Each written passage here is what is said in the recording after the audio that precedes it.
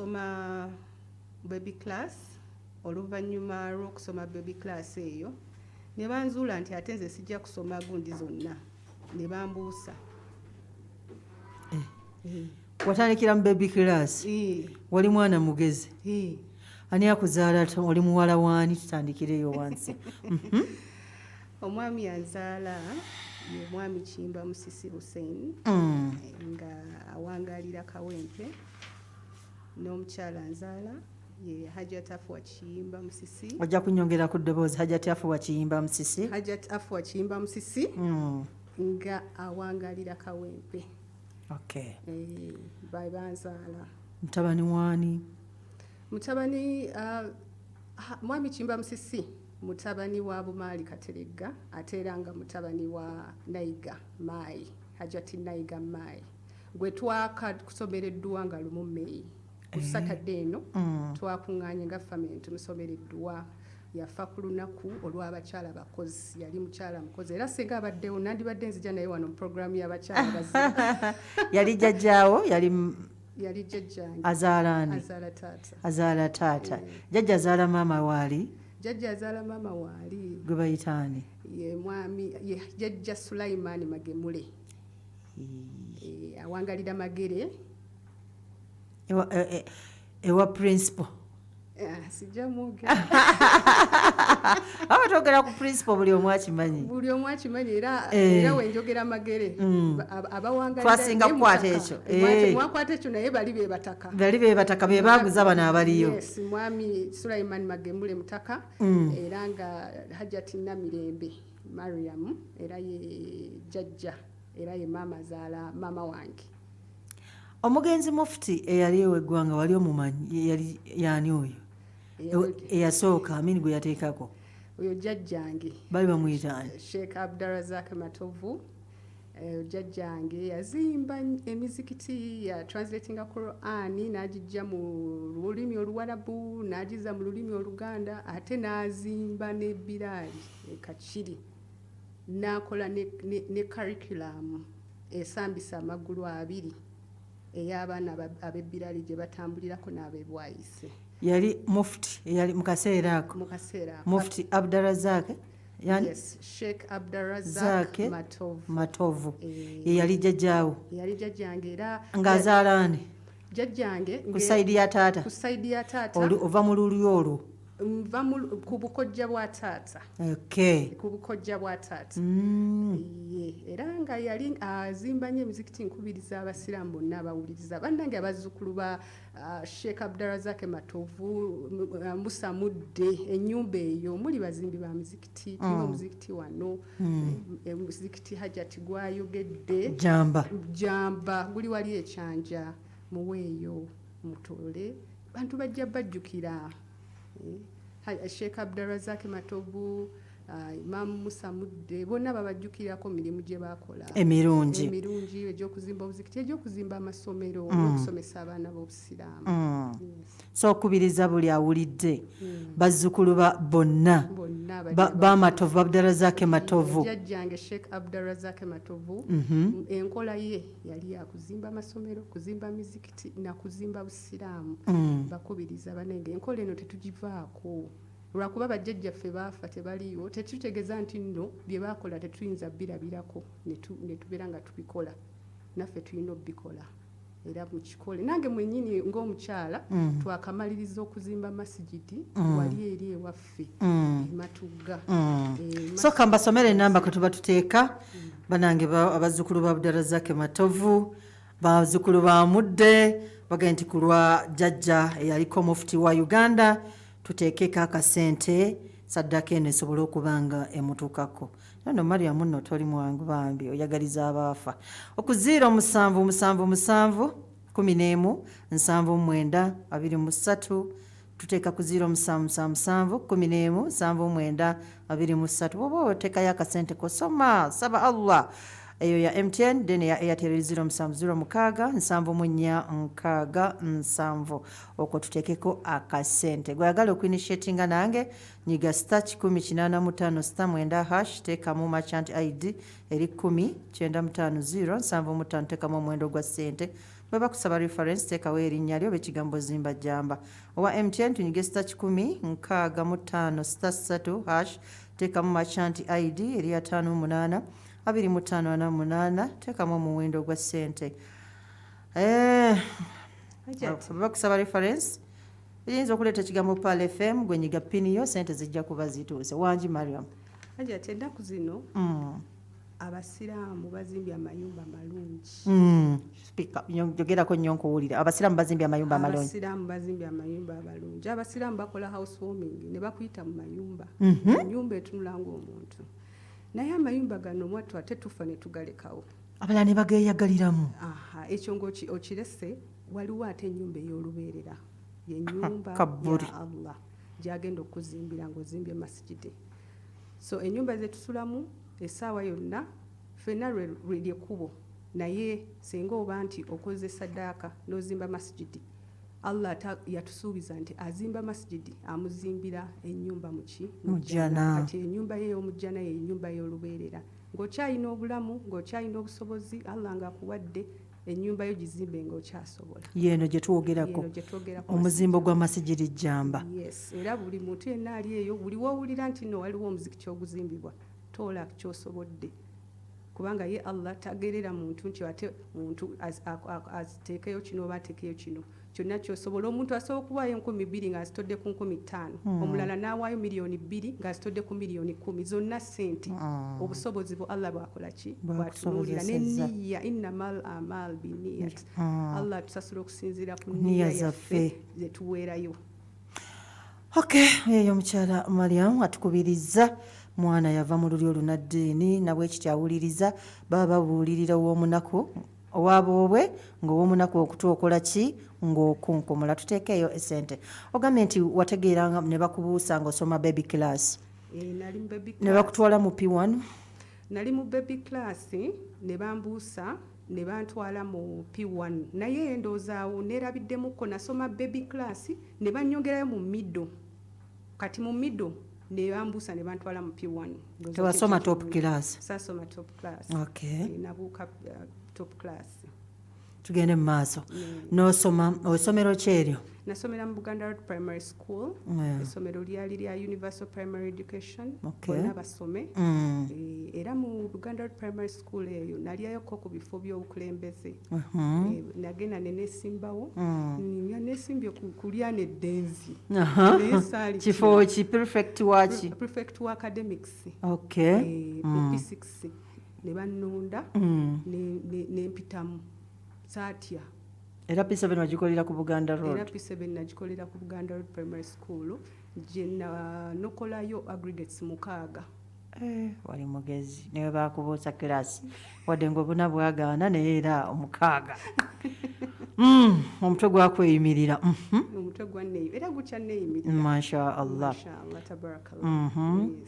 Bw'otyo n'oyingira secondary. Lwekyo ne nnyingira secondary. Taata ne maama bakyali wamu? Taata ne maama bakyali wamu. Era bafumbo? Era bafumbo. Weebali? Bawangaalira wa? Kawempe. Bali wano Kawempe. Okay. N'osoma secondary essomero ki? Kibuli nayingirayo ku Merit. Aggregates 6 ze zanyingiza Kibuli. Secondary school. Nsomerayo emyaka 4. Era Kibuli bwe natuukayo era ne nnyingira leadership. Nembeera mu bukiiko obw'enjawulo. Nempeereza ku Kibuli Muslim Students Association. Nempeereza ne mu ddaawa bwentyo. Okay. University giyingirira wa oba tewayingira university? University nagiyingira nga nvudde Kibibi Secondary School. Wenva Kibuli negenda Kibibi Secondary School. Lwaki wakyusa essomero? Kwali kwagala kw'abazadde? Nakyusa essomero olw'ensonga nti nali njagala kukola combination naye Kibuli baali tebagimpadde. Kati nonoonye essomero? Kibibi nali nakitekako nga option. Nga yo yagimpa neŋŋenda eyo. Okay. N'otandika Ekibibi? Netandika Ekibibi. Ntambala. Ng'omwana ow'obuwala adolescent stage ogiyitamu otya? Ng'omwana ow'obuwala adolescent stage yansoomooza. Yansoomooza nnyo. Ekisookera ddala nali njagala nnyo bazadde bange ate nga njagala nnyo okubasanyusa.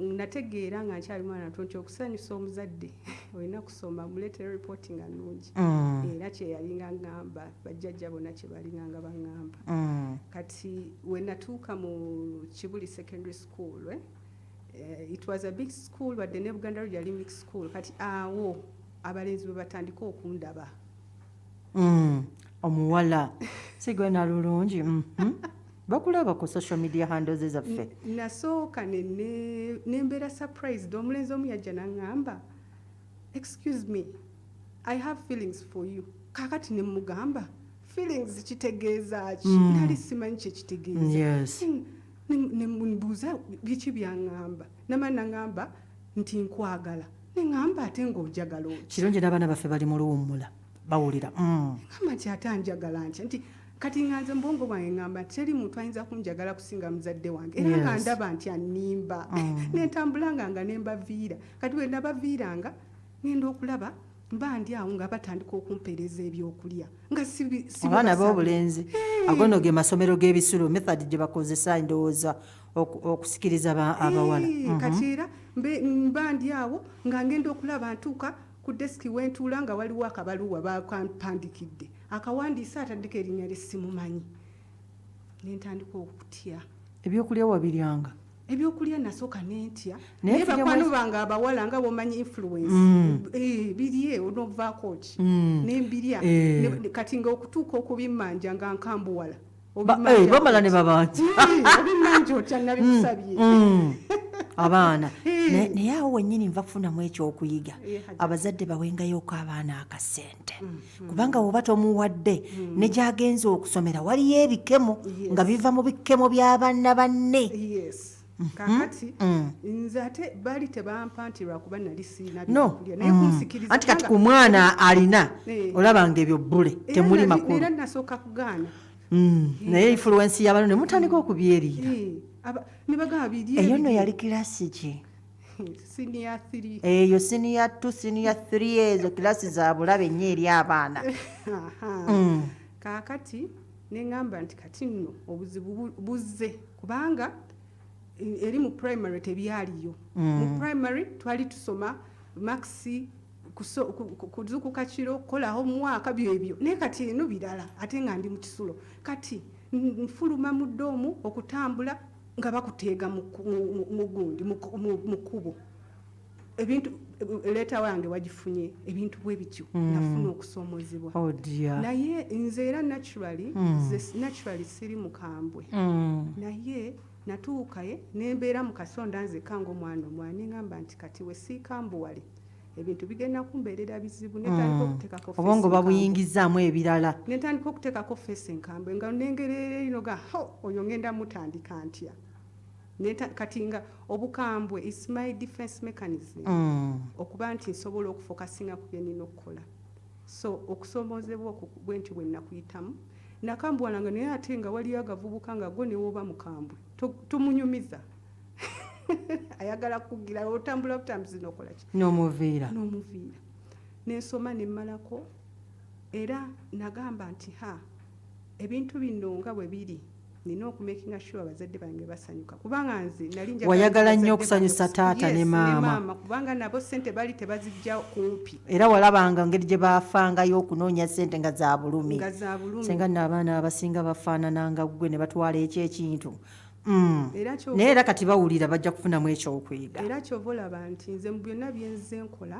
ntambulira ku mikisa gy'abazadde bange kubanga nze neewalanga nnyo okunyiiza abazadde wamanyanga kye baagala namanyanga kye baagala ne nga nja kikola paka we naakula nfune freedom ekola ebyange era nze emikisa gyonna bazadde bange bambulesinga gye ntambulirako dduwa zaabwe emikisa gyabwe era abazadde tukuwulira abali ku Pal FM bw'otyo ng'oyingira ng'omaliriza senior 6 wagikolerawa Kibibi secondary school university kikampasi ki gye wayingirayo university nagenda ku Islamic University in Uganda nasomera Mbaale gye wasomera university n'ogisoma era ng'oli singa oli mwana wa muwala tonaba kuyingira bintu by'abasajja kati ntuuka ku university ndowooza nga ntandika okuba nga abitegeeramu naye nga sinnafuna kyenjagala kubanga nze ng'omwana omuwala natunuliranga ensi yaffe nga ndaba there's a lot that was going wrong in the world kati nga ngamba nze how can I make myself useful okuba nti mbako byenkyusa kyobolaba nzize okugamba nayingiranga leadership mu masomero gye nali era mu Islamic University in Uganda still nenyingira leadership era nze yali guild speaker mu guild government ekiseera ekyo oluvannyuma ate nesavinganga interim vice lady era nesavinganga vice chairperson Islamic University HIV and AIDS peer educators club oli mukulembeze ddala so yegwoyo kakati mu mwaka ki gw'otandika okutegeera ebyabasajja nti badeetinga nti bakwana nti baagala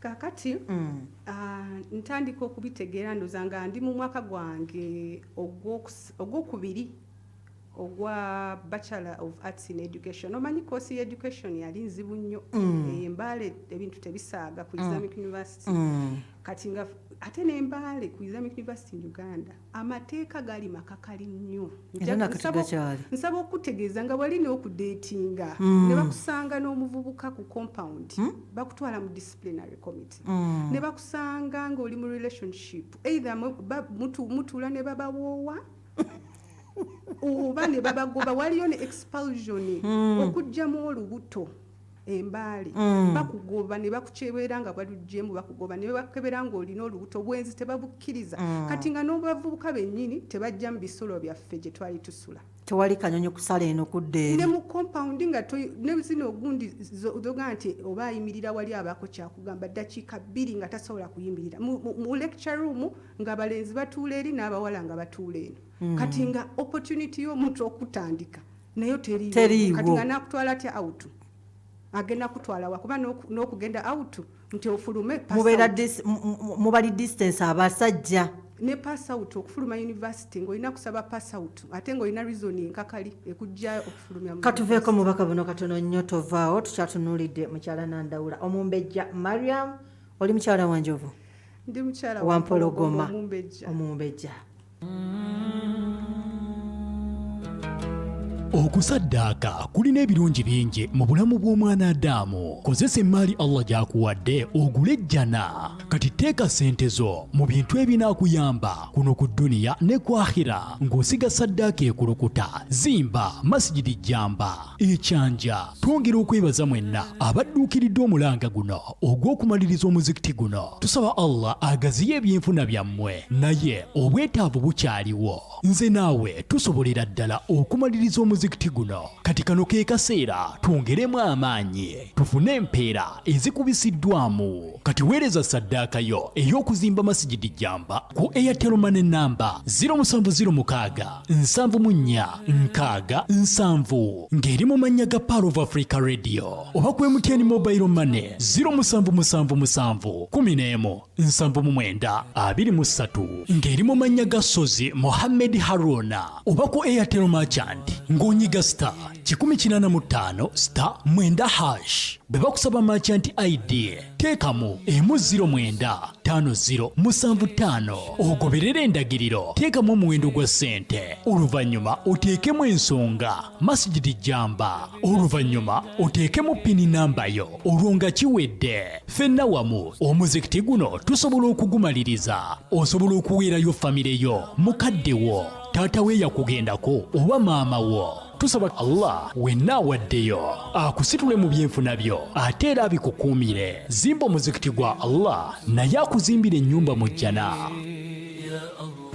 Boom Chakalal Season 3 Double Energy Mowins. Obadde okimanyi nti kati osobola okwewangulira emmotoka ku 2,000 zokka. Wezeemu amaanyi ng'onywa ekyokunywa kya Rock Boom oba Silverback. Owangula ebirabo ebinene ne Boom Chakala. Season 3 wangula ebirabo ebisanyusa ebiwuliriza ddala obuwumbi 5 mu cash. Flat screen TVs, emmotoka, pichipichi, smartphone kw'ossa ne free complimentary okuva mu Rock Boom ne Silverback. Toyina okukola kyangu nnyo gula buguze chupa eya Rock Boom oba Silverback Energy Drink kibera wansi wakasaanikira kyolabayo kyowangula abawanguzi abanawangula echupa za Rock Boom ekyokunywa kyo kyowangudde osobola okukijja ku dduuka lyonna erikuli okumpi oba okube ku 0800 299 008. Rock Boom tanywebwa baana bato abakyala ab'embuto abayonsa kosa n'ab'emibiri egitakolagana na caffeine. Obweyamo bw'ofinga bulijjo kwongera okukuweereza mu mpeereza esingira ddala okuba nga ya muggundo nateera okutandika nga lumu May tukoze enkyukakyuka muzimu ku pulogulaamu ze zaffe era nga kati pulogulaamu yo eya bwino ku bwino yakukutukangako buli lwa Sande okutandika ne saa 11 ez'akawungeezi paka ku saa 12 ate olwo pulogulaamu yo eyamanya ekidduka kyo ebadde beerawo buli lwa Sande ku saa 11 ekutuukengako buli lwa 6 okutandika ne ssaawa 7 paka ku ssaawa 8 ez'akawungeezi olwo ate pulogulaamu yo eya Noel ekutuukengako buli lunaku olwa Sande okutandika ne ssaawa 8 paka ku ssaawa 9 ez'akawungeezi nga bulijjo. Empeereza eno ekoleddwa okwongera okunyweza mu mpeereza wamu n'okukutuukako obulungi Pala FM. Obadde okimanyi nti ku Finance Trust Bank osobola okufuna bid bonds okutuukira ddala ku $5,000,000? Ye ekyo kituufu kyalira ettabi lyonna erikuli okumpi erya Finance Trust Bank ofuna bid bonds okutuukira ddala ku $5,000,000. Ekyo si kyokka bakuwa ne Finance Trust Bank enkola yaayo wamu ne guarantee, LPO financing, invoice discounting, insurance premium financing wamu ne letters of guarantee. Okumanya ebisingo bwo kuba ku noti 8 noti 22, noti 5, noti wamu ne noti 8 noti 33, noti 5, noti okumanya ebisingo bwo kyalira erimu ku ttabi lya Finance Trust Bank 30 akakuli okwetooloola eggwanga lyonna. Finance Trust Bank, putting women first. Finance Trust Bank erungamizibwa banka enkulu ya Uganda. Ssente z'abakasitoma zikumibwa ekitongole ki Deposit Protection Fund of Uganda okutuukira ddala ku bukadde 10. Wenyiddwa okusasula amagoba n'engassi ebisukkiridde URA ekuwadde omukisa omulala okwetakuluzaako omugugu guno okuyita mu kusonyiwa amagoba n'engassi bw'osasula omusolo gw'okubangibwa okuva nga naku z'omwezi 3 ogw'omukaaga omwaka 2024. Sasula omusolo okubanjibwa nga 3 ogw'omukaaga 2026 terunnayita olwo amagoba n'engassi ebikwetuumyeko bikusonyiibwe. Ekisonyiwo kino kikola ku musolo ogwo gwokka oguwozebwa munda mu ggwanga ogumanyiddwa nga domestic taxes okuli omusolo ku nnyingiza income tax, VAT, local excise duty, omusolo ku nnyingiza ejjibwa mu bipangisibwa rental income tax, n'ogwo ogusasula abenyigirwa mu zzaala gaming tax. Okumanya ebisingawo tukyalire ku kibanja kyaffe ku www.ura.go.ug oba tukubire ku namba zaffe ezitasasulirwa ku noti 8 117 noti oba noti 8 217 noti. Tusubwe omukisa guno. Uganda Revenue Authority, tukulaakulanyize wamu Uganda. Looking for James, he's got it. The NBA's all-time scoring record now belongs to LeBron James. Omuli basketball, omupiira, motoka za mpaka. Lewis Hamilton wins the